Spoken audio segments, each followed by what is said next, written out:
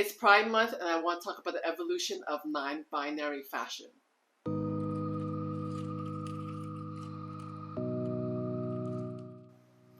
Hi, welcome back to my channel where I talk about anything and everything related to fashion. I'm Jody Jen. I worked in the fashion industry for over 30 years with 50 plus brands. I have my own eponymous brand. If you want to check it out, you can go check it in my bio. Before we get started in this video, be sure to subscribe to this channel and help me grow this channel. Thank you. In the past, it's been called cross-dressing,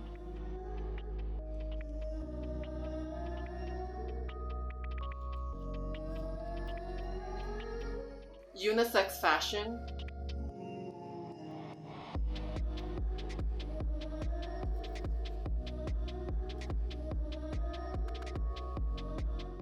androgynous fashion,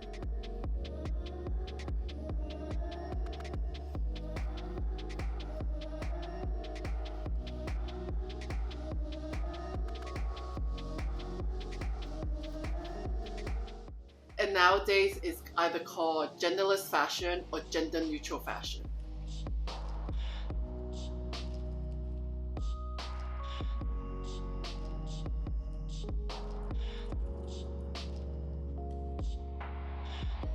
To understand genderless fashion, we need to go back a little bit in history to give a few highlights of unisex fashion.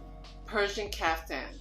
The Ottoman sultans from the 14th to the 18th century wore lavishly decorated kaftans. They were also given as rewards to important dignitaries and generals.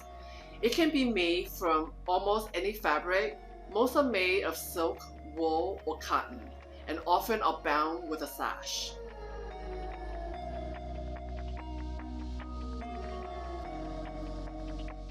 Roman toga. Adopted by Romans from the Etruscans, it was originally worn by both sexes of all classes, but was gradually abandoned by women, then by laboring people, and finally by the patricians themselves. Stockings. The very early iterations of hosiery can be traced back to ancient Egypt. In the discovery of 500 AD tomb, a pair of woven lady socks were found in possession of a rich noble, complete with detailed fitted heels and a draw-cord top. Believe it or not, hose or hosiery were worn as early as 15th to 16th century. At first it was worn almost exclusively by European noblemen. Elizabethan corsets or girdles. For most of the 16th and 17th centuries, corsets were known in English as bodies or stays. These garments could be worn as under or outerwear. Heels.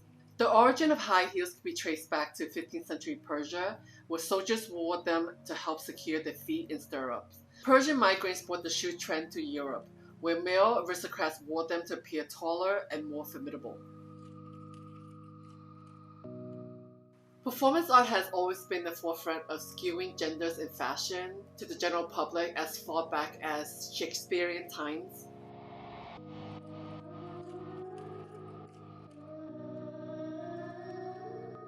From Hollywood's golden era,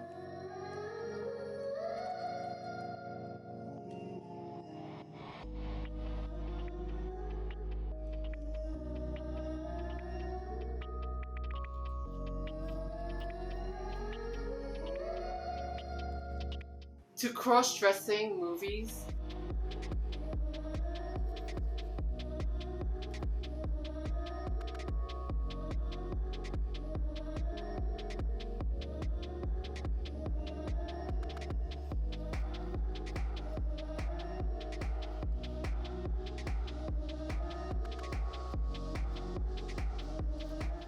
musicians have always been skewing gender in fashion to appear cool.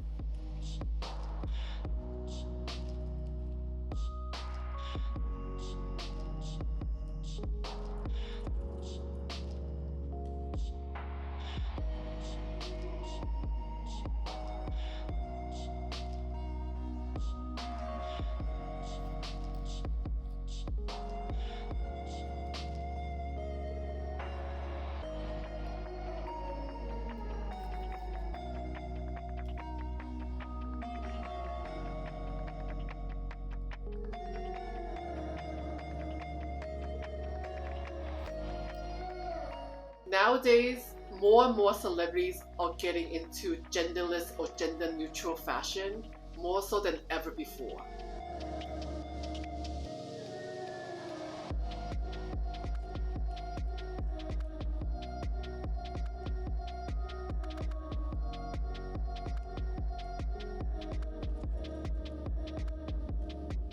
I'm a firm believer, having worked for so many brands, throughout my career and seen so much fashion. While design details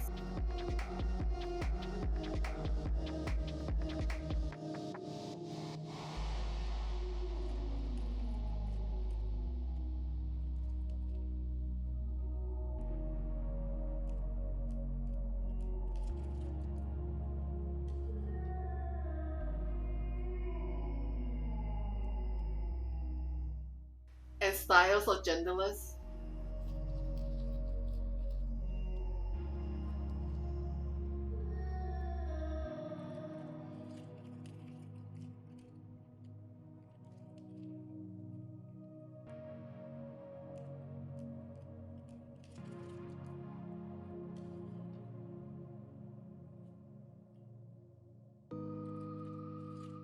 the body proportion needs to accommodate the linear lines of the male body and the curvy contours of the female body. This is the only attribute that contributes to genderifying fashion, is the linear and curves of the male and female body.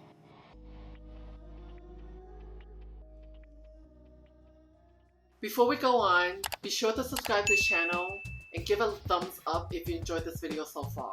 Definitely K-pop has made a lot more headway in the non-binary fashion than anyone else I've seen in the entertainment industry so far.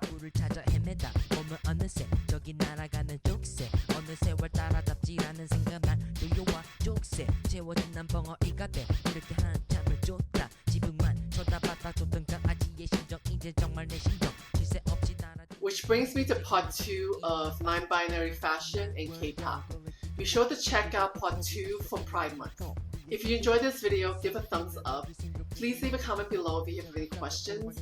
And please subscribe and help me grow this channel. Thank you. Bye. 사람들의 오감이 정리하는 하나 조종팽의 노숙자 물에 빠진 승지 마냥 그게 뭐냐 대체 뭐냐 너의 부모님이 너 그러고 다니는 거 아시냐 모르시냐 표정과 시선으로 내게 말해 사람들 가득 찬 도시 거리